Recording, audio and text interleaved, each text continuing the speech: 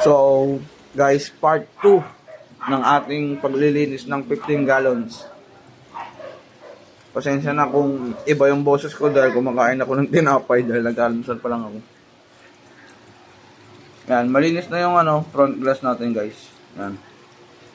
Malinis na yan. Papababain ko lang yung dumi. Yan, nakikita nyo naman, bumababa yung dumi. Mamaya, ihigupin natin ng yan, ng hose para malinis na.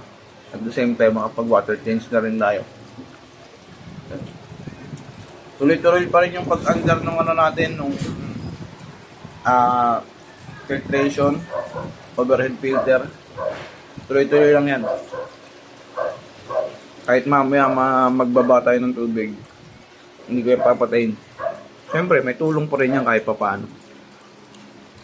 So, yun lang. Update ko ulit kayo sa part 3. Yun lang. Bye-bye.